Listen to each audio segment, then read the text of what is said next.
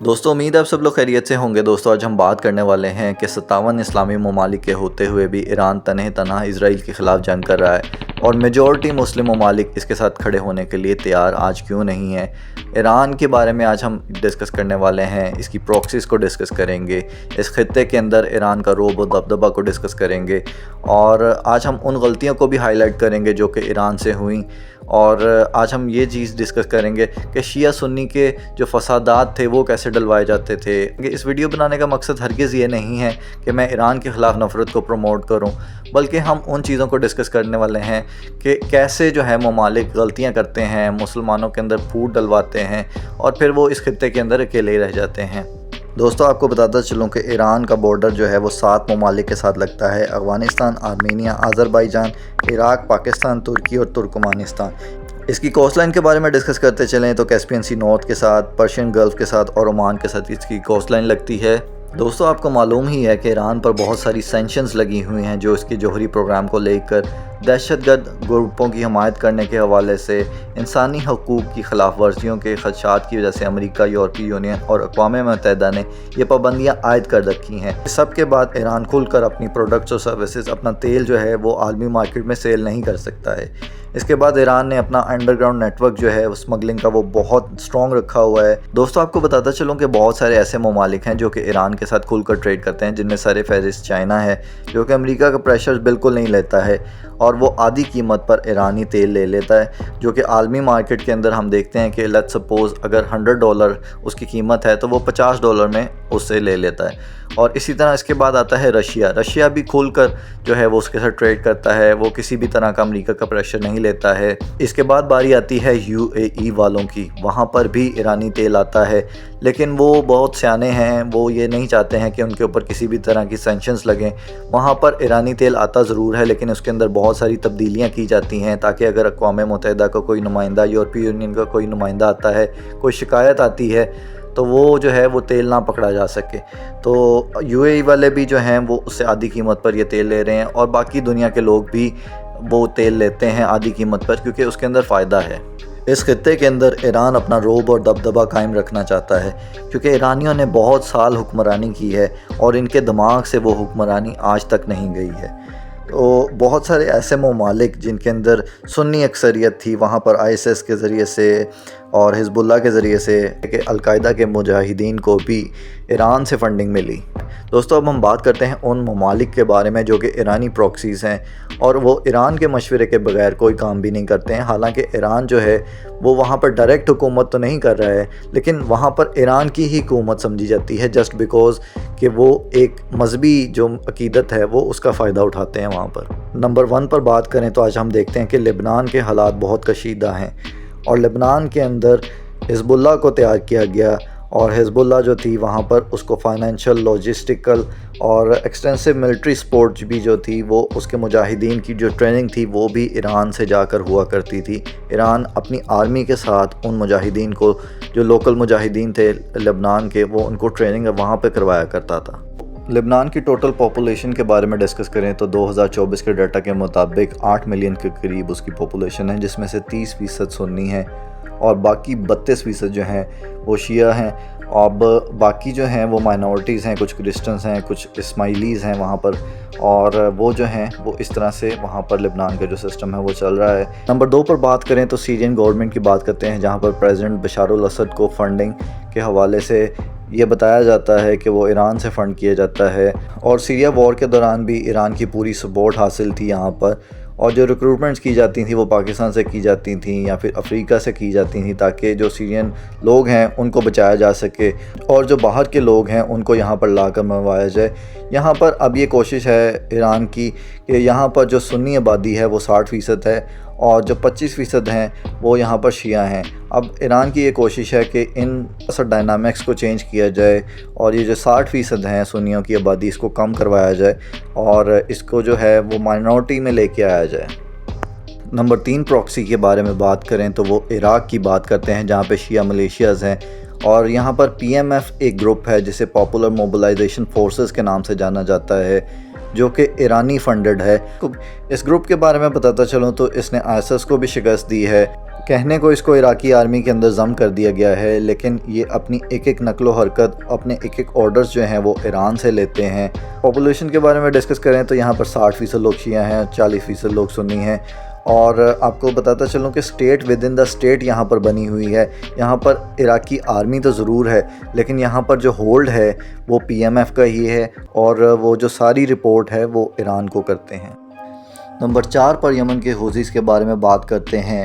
جو 1990 میں یمن کے صوبہ سعدہ میں ان کی ایک جماعت تیار کی گئی، اور یمنی حوثیز جو ہیں یہ شیعہ مسلک کی ایک برانچ ہے زیدی، اس سے تعلق رکھتے ہیں، یہ اسی کو فالو کرتے ہیں۔ دوستو یہاں پر آپ کو بتاتے چلوں کہ 2014 میں یمن کا پریزیڈنٹ عبدالرب منصور ہادی، جو کہ ایک سنی پریزیڈنٹ تھا، اس کے خلاف بغاوت اس لیے کروائی گئی تاکہ جو شیعہ منورٹیز ہیں ان کو میجورٹی میں لے کے آیا جائے اور وہاں پر یمنی حوثیز کا قبضہ کروا دیا جائے، اور ایسا ہی ہوا کہ 2014 کے بعد سے لے کر اب تک جو ہے وہاں پر یمنی حوثیز کا ہی قبضہ ہے۔ یہاں پر آپ کو یہ بھی بات بتاتے چلوں کہ سعودیہ میں اہل حدیث ہیں اور یہاں پر جو ہے وہ شیعہ ہیں، تو یہاں پر سعودیہ کو اس کی اوقات میں رکھنے کے لیے بھی حوثیز کا قیام بہت ضروری تھا۔ اس وجہ سے جب دل کرتا ہے ایران کا اور حالات کشیدہ کروانے ہوتے ہیں بارڈر کے اوپر، تو یمنی حوثیز جو ہیں وہ ایران کے بارڈر کے اوپر ٹینشن کریٹ کر دیتے ہیں۔ وہاں سے جو میزائل آتے ہیں،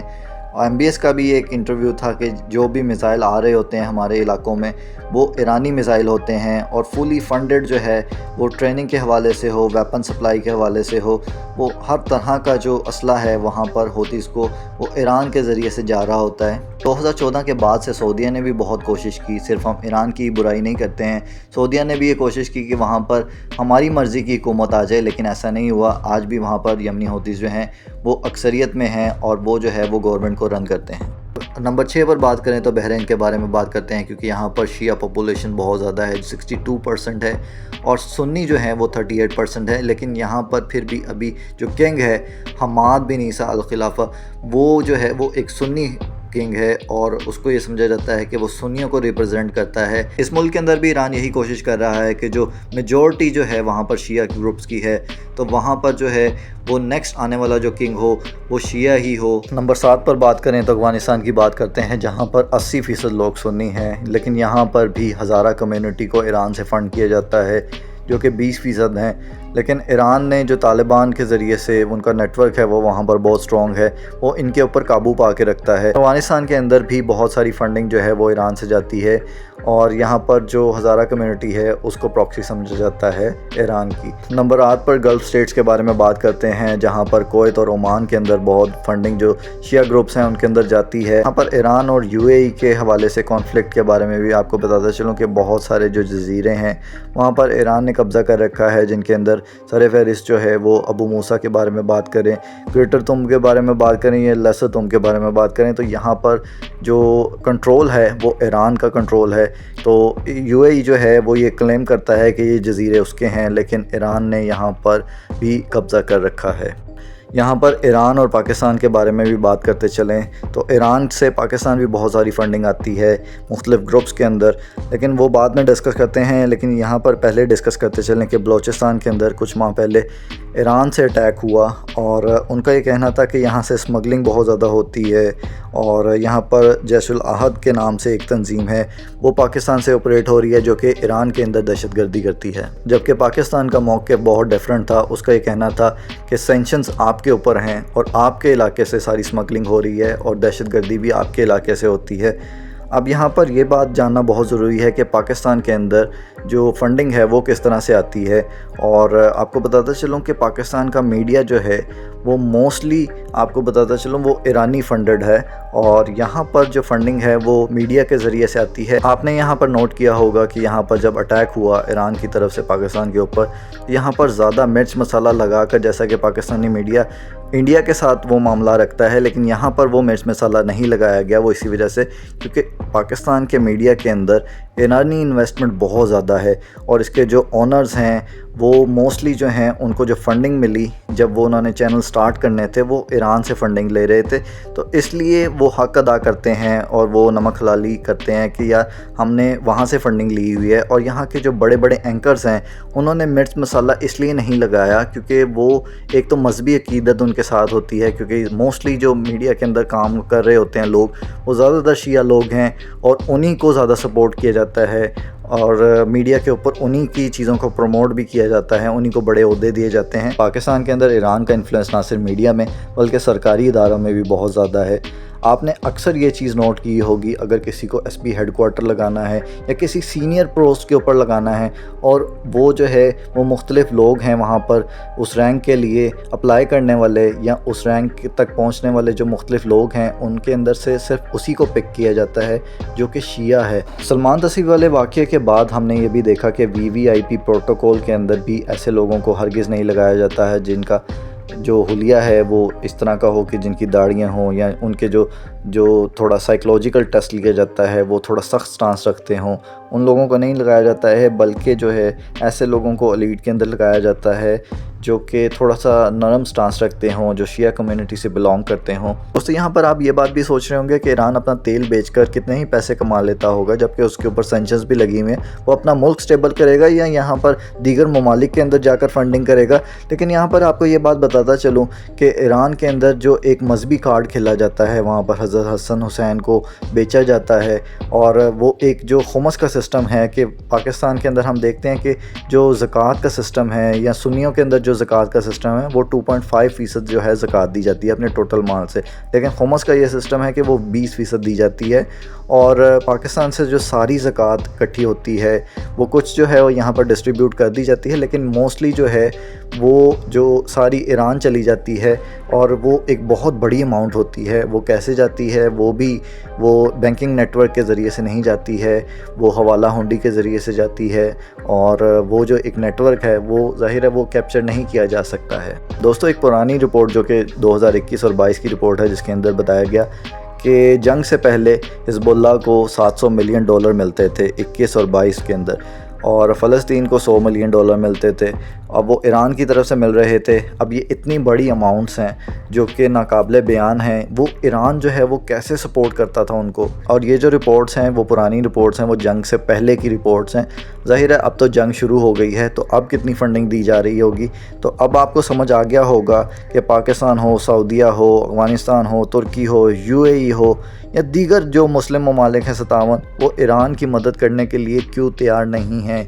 لیکن یہاں پر یہ بات بھی کرنا بہت ضروری ہے کہ اگر آج آپ ان کی مدد نہیں کر رہے ہیں تو یہ جو آگ اسرائیل کی لگی ہوئی ہے، یہ کل یہ آگ آپ کے گھروں تک بھی پہنچے گی۔ یہاں پر مزید ہم یہ بات ڈسکس نہیں کرتے ہیں کہ ایران کی کیا غلطیاں تھیں، ایران جو ہے وہ مختلف گروپس کو کیسے فنڈنگ کر رہا تھا، یہ بات ہم ابھی فی الحال ڈسکس نہیں کرتے ہیں۔ فی الحال جو ہے مسلمانوں کے اوپر ظلم کیا جا رہا ہے، تو مسلمانوں کو ایک اتحاد اپنا شو کرنا چاہیے، اور جو مسلم ممالک ہیں ان کو اکٹھے ہو جانا چاہیے، جو پرانی رنجشیں ہیں ان کو بلا کر اسرائیل کا مقابلہ کرنا چاہیے، کیونکہ امریکہ دیکھیے کہ 7 سمندر پار سے اسرائیل کی مدد کے لیے آ سکتا ہے، تو ہم جو 57 ممالک ہیں وہ اکٹھے کیوں نہیں ہو سکتے ہیں؟ تو امید کرتا ہوں کہ آج کی ہماری ویڈیو پسند آئی ہوگی۔ اگر ہماری ویڈیو پسند آئی ہے تو ہمارے چینل کو ضرور سبسکرائب کر دیجیے گا۔ اپنا خیال رکھیے گا۔ اللہ حافظ۔